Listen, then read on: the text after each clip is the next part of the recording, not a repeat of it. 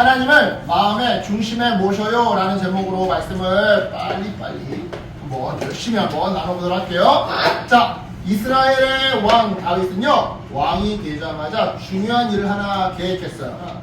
그것은 바로 하나님의 언약궤를 예루살렘으로 옮기는 일이었는데요. 자, 그러면 여기서 잠깐 언약궤는 어떤 물건이었을까요? 언약궤란 쉽게 말해서 하나님의 십계명 돌판과 만나 항아리 그리고 아론의 지팡이를 보관하는 상자였는데요. 특별히 하나님의 임재, 하나님의 함께하심을 상징하는 물건이었어요. 그리고 그런 이유 때문에 다윗은 왕이 되고 나서 이 마음이 무척이나 슬펐더랬죠. 왜냐?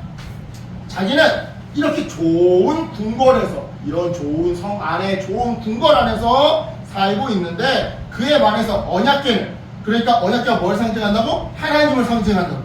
하나님은 아비나답이라고 하는 사람의 허름한 집에서 살고 있다고 생각했기 때문인데요. 그래서 다윗은요, 왕이 되자마자 이 언약궤를 예루살렘 궁궐로 옮기고자 했던 거예요. 다시 말하지만 언약궤는 곧 하나님이라고 생각했기 때문이죠.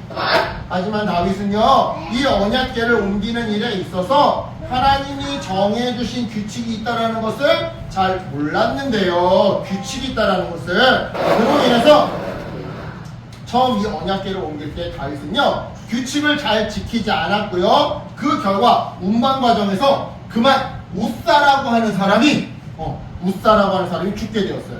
그리고 이 사건으로 지금 우사의 시신을 보고 있지, 다윗이? 그치? 이 사건으로 죄책감과 두려움을 갖게 된 다윗은요, 언약궤의 이동을 멈춰 세우고 오벳 에돔이라는 사람의 집에 이렇게 이 언약궤를 잠시 맡겨두기로 결정했죠. 그런데요, 이 언약궤를 잠시 맡아서 보관하게 된 오벳 에돔의 집에 며칠 지나지 않아서 하나님의 축복이 임하는 놀라운 기적이 일어나는 것 아니겠어요?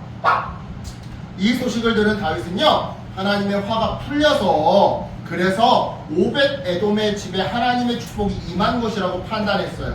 그래서 다시 언약궤를 예루살렘으로 옮겨오기로 결심했는데요, 이번에는 전과 다르게 하나님께서 명령하신 그 규칙대로 언약궤를 옮기기 시작했어요. 그리고 그 결과 오늘 본문에서 언약궤는 아무런 사고 없이 마침내 예루살렘 성 안으로 들어오게 되었죠. 자, 이처럼 성 안으로 언약궤가 들어오자 다윗과 백성들은요, 무척이나 기뻤어요. 그래서 악기를 들고 춤을 추면서 하나님을 찬양했는데요. 그렇다면 왜 이러는 걸까요? 다윗과 백성들은 왜 이토록 기뻐했던 걸까요? 하나님의 임재가 예루살렘에 임하며, 쉽게 말해 하나님이 사람들과 함께 하시면 도대체 뭐가 좋길래 왜 그랬던 걸까요? 왜 이렇게 기뻐했던 걸까요? 먼저 첫 번째로, 하나님이 우리와 함께 하시면 정말 어쩔 수 없이 억지로라도 하나님을 높일 수밖에 없게 되는데, 바로 이때 우리의 마음이 평안함을 얻기 때문에 기뻐했어요. 간단히 말해 하나님을 높이는 과정에서 마음의 평안을 얻기 때문에 기뻐했더라 이 말이죠. 듣고 있죠? 그렇다면 하나님을 높이는데 왜 마음의 평안이 찾아오는 걸까요? 왜 찾아오는 걸까요? 이게 궁금해지는데요. 여러분, 심리학적으로 사람이 자꾸만 자기 자신을 자랑하잖아요. 그러면요, 그럴수록 사람은요, 더 불안해지고 피곤함을 느낀대요.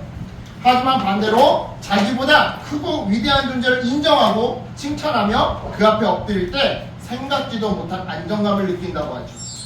예를 들어 여러분, 나보다 달리기를 잘하는 친구가 있어. 그런데 마치 내가 달리기 1등인 것처럼 자랑을 한단 말이지? 그럼 마음이 어떨까요? 불안해요. 왜냐? 내가 1등이 아니라 저 친구가 1등이라는 걸 누구보다 내 자신이 잘 알거든.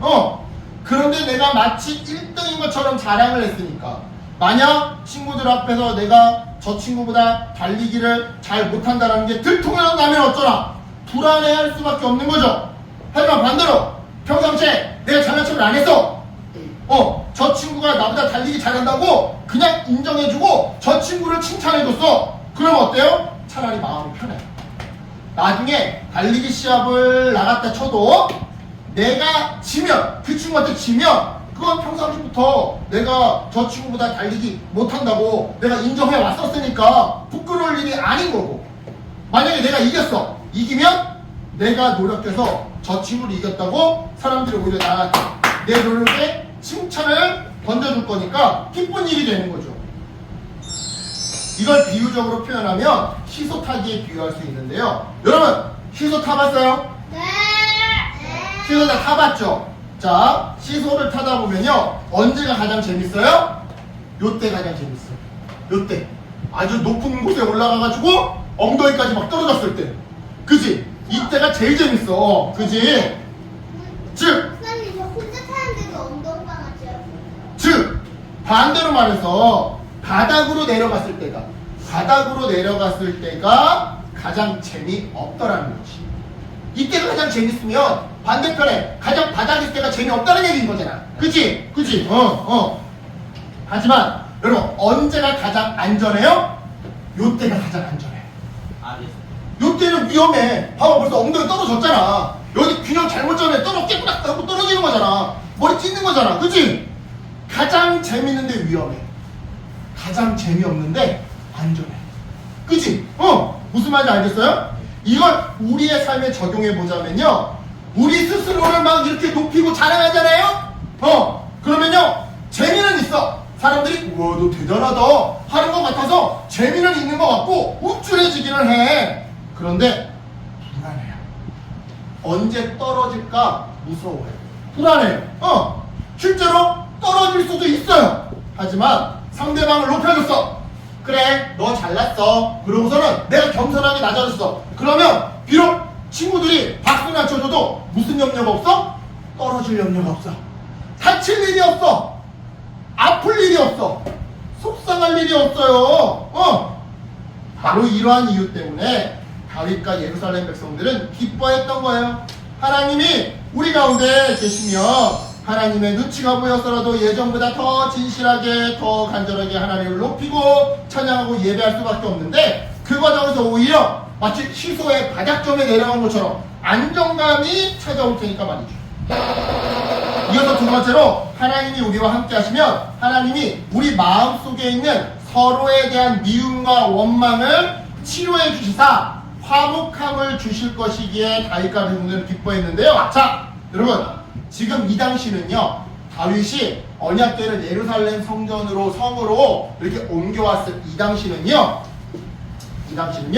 다윗이 이스라엘의 12지파의 왕이 된 지 얼마 안 되는 시점이었어요. 즉 7년 6개월 전 이스라엘 12지파 중에서 유일하게 딱 하나 유다지파라고 하는 딱 한 개 지파의 왕으로, 그러니까 남유다의 왕으로 왕자에 앉게 된 다윗이 7년 6개월 동안 나머지 11지파와, 그러니까 이 북이스라엘과 계속 전쟁을 하면서 갈등을 하다가 비로소 모든 12지파의 왕으로 추대받아서 왕자에 앉게 된 지 얼마 안 되는 시점이 바로 오늘 본문 배경이더라 이 말이죠. 따라서 이 당시 백성들의 마음은요, 하나로 단결되어 있었을까요?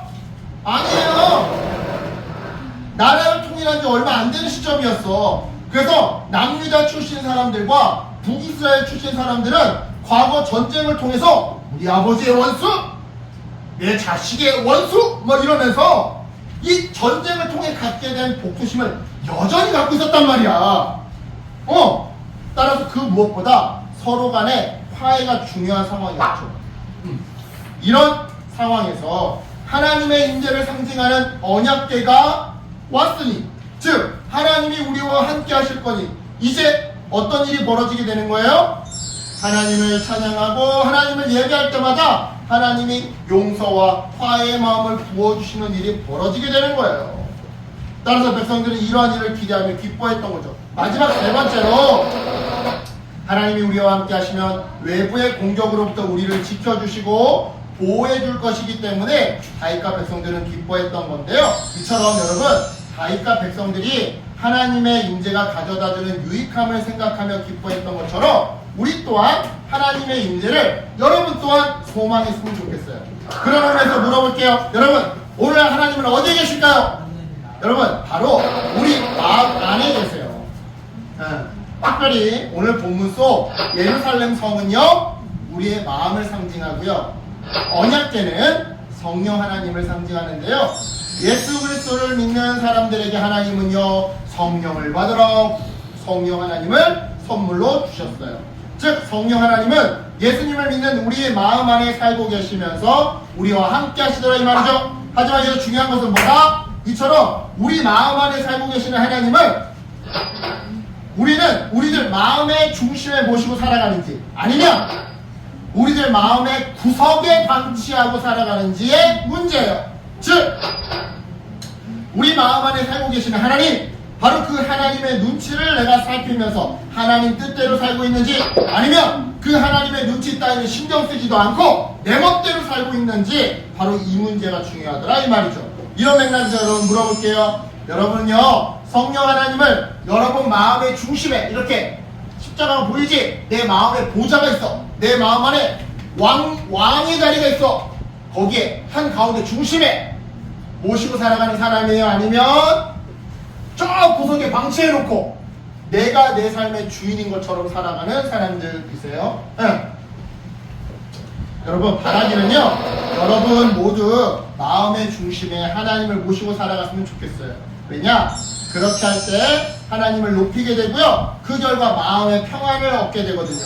또한 그렇게 할 때 하나님이 사랑과 용서의 마음을 부어주시사 서로서로 화목하게 지내도록 도와주시거든요. 마지막으로 그렇게 할 때 하나님의 도움을 받아 외부의 공격으로부터 보호를 받을 수 있거든요. 다시 한번요, 여러분, 하나님을 마음의 중심에 모시고 살아갈 때 어떠한 유익함이 있다? 바로 마음의 평안, 화목한 관계, 특별한 보호가 있다. 그렇다면 이 세 개를 한 단어로 합쳐봅시다. 자, 하나님을 마음의 중심에 모시고 살아갈 때 한마디로 어떤 유익함이 있다? 바로 기쁨이 있다. 그죠? 기쁨이. 그래서 여러분 기쁘게 살고 싶으면요, 비법은 간단해요. 하나님을 마음의 중심에 모시고 살아가면 돼요. 그러면 기쁘게 살아갈 수 있어요. 자, 이제 말씀을 정리할게요. 조금만, 이제 다 끝났어. 말씀을 정리할게요. 오늘 본문에서 다윗과 백성들이요, 언약궤를 예루살렘 성 안으로 모셔올 때 온 힘을 다해 기뻐했던 이유는요, 언약궤라는 단순한 물건 때문이 아니었어요. 언약궤가 상징하는 바 하나님이 우리와 함께 하신다라는 믿음과 확신 때문이었죠. 이런 의미에서 오늘 우리에게도요, 하나님은요 성령님으로 함께 하셔요. 하지만 우리가 그분을 마음의 중심에, 이렇게 중심에 모시고 있는지가 중요하죠. 그런 의미에서 물어볼게요. 혹시 성령 하나님을 여러분 마음 구석에, 이렇게 마음 구석에 방치하고 살고 있지는 않으세요? 그렇다면 오늘 이 말씀을 듣고요, 하나님을 내 마음 깊은 중심에 모시기로 결단했으면 좋겠어요. 그래서 삶의 평안과 기쁨, 그리고 진짜 만족이 넘쳐나는 저와 여러분 되시기를 예수님의 이름으로 축복합니다. 아멘. 기도할게요. 하나님 감사합니다. 오늘 우리 어린이들